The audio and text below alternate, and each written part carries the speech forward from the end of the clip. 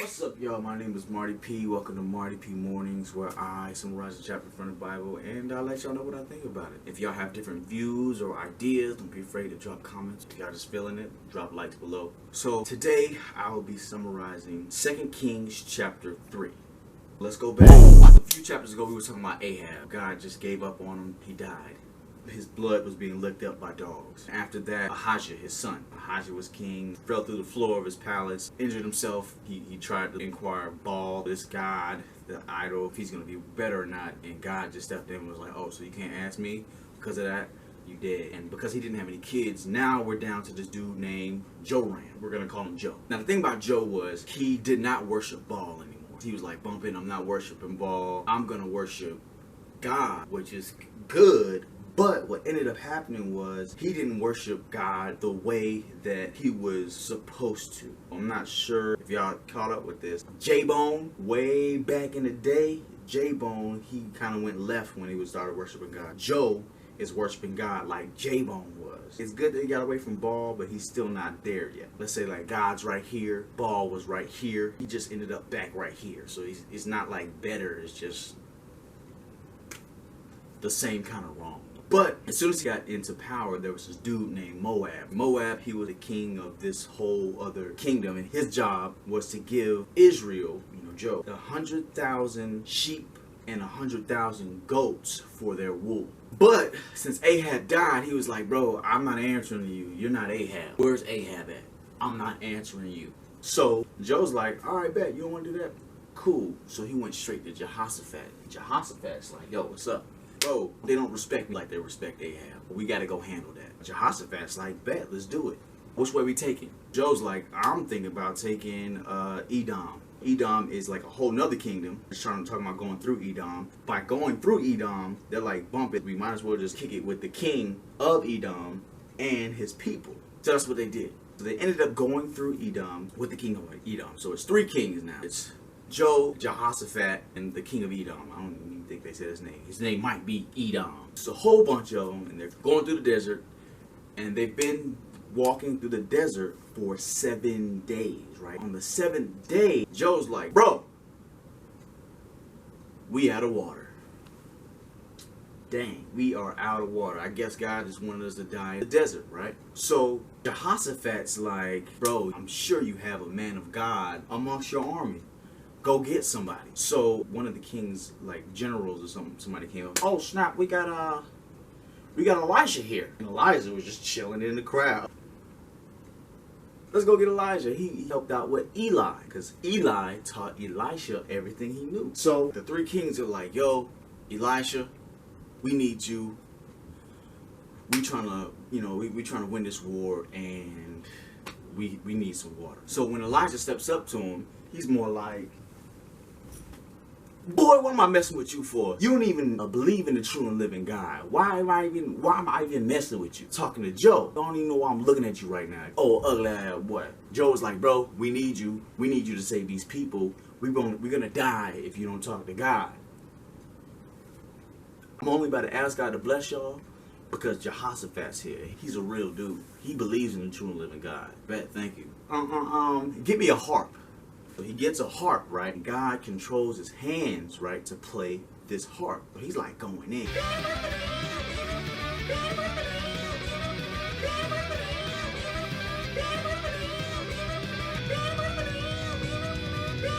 And then while he's doing that, God tells them to dig a ditch. Dig a lot of ditches. And when they dig this ditch, it's not going to rain. There's not going to be any wind, but water's going to come. Also, Elisha said that God said, yeah, we better give you water, but you're also going to win these battles, these wars. You're going to conquer all these kingdoms. But what you have to do is stop their water supply, throw rocks on their fields so like they can't grow, plants, and stop everything and break down all their trees and stuff like that. You have to like just destroy their land to where they cannot reproduce. It takes a long time to start to reproduce and get their resources up. So they're chilling. It was the next day when they were supposed to have like a sacrifice. Water was just there. It was like a whole new river or something like that. Came, like water just came, and they were good. Like it was straight. So like the next day, they're just chilling in the water and stuff like that. Sleep, right? They're asleep. And the people from Moab, the sheep people, they come up. They're about to sneak up on them. And then when they see them, they just see a whole bunch of bodies on the ground. And the way the desert sun and the sand was reflecting off of the water looked blood red. So when they saw these people, they thought that all of them were dead. They thought the three kings got angry at each other, started disagreeing with each other, and killed each other off. They was like, oh, so there's just only like a little bit of people that's still alive. Let's go get them, boys. They go, sneak up on the Israelites. Ah, we're about to kill you. Ah! And all of the Israelites, everybody that they thought was dead, you know, in a pool of blood, just got up and started killing all of them. Made it to Moab, killed all those people there. They didn't care. They killed all the people. Threw rocks on the fields. That's like somebody putting sugar in your gas tank. Like you can't go nowhere. So they put a whole bunch of rocks there. They blocked their water supply and everything. It was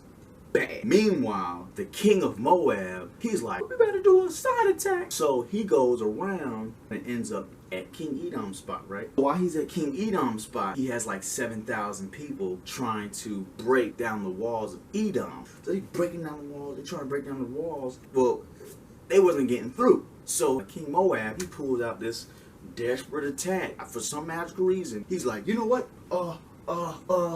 Son, I need you. He grabs his firstborn son, takes him to the wall of Edom, and makes a burning sacrifice. You dead! You dead! He burns his son. I don't know what he thought that was going to do, but he burned did a burning sacrifice for his firstborn son, heir to his throne. Burned him. After that, everybody of Moab was just so angry at Israel. They should have been mad at their king, but they were so angry they resented Israel, and they just ended up going back home, having to tend to their land. I mean, they lost. Like they lost their people, their upcoming king, and then they lost their resources. Like, they're done, finished. And they probably took their goats and sheep. Like, we out.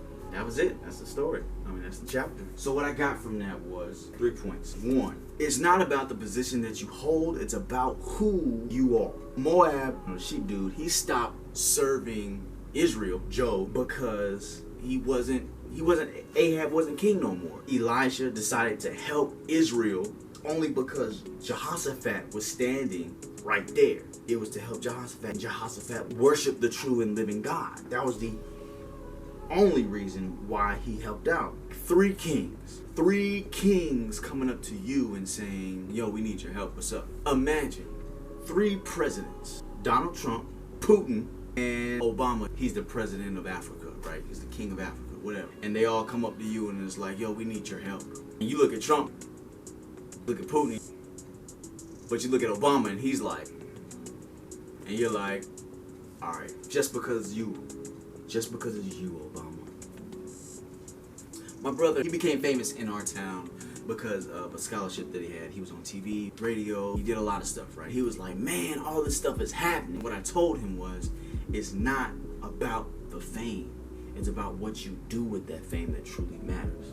That's what I'm trying to say here. It doesn't matter if you're a janitor or a CEO. What matters is what you stand for. What you do with the power or lack thereof that you have. That's point 1. 2, the thing about God is when you ask him for something, he says yes and. Instead of just giving them water, God was like, I'm about to give you water that looks red so you can win this war. There's a whole bunch of blessings that God gives us that the bonus exceeds the actual blessing. Like, let's say you get a new car, right? I want a new car and I want extra cup holders.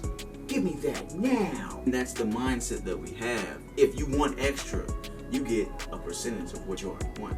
When God blesses us, you ask for cup holders and he gives you a car.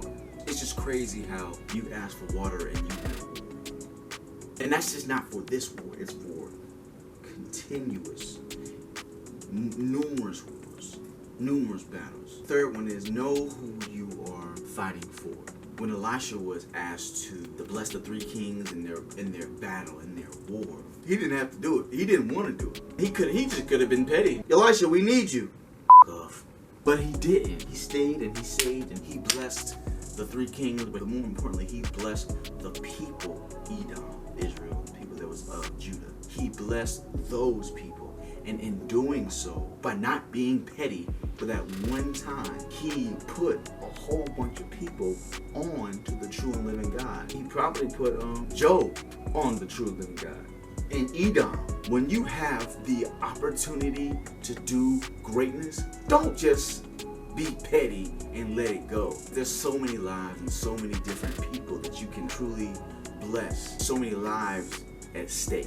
Something as small as holding the door open, as small as saying you're welcome, thank you, or just not fighting somebody, not going off on somebody can benefit you in many ways, but the people that are watching you in so many different ways as well. That's all I got for you. One, it's not about what position you have. It's about how you use that position that you're in. The unknown blessings. You can ask for water and God can bless you with winning wars, okay? And know who you're fighting for. It's never gonna be just yourself. That's all I got for today.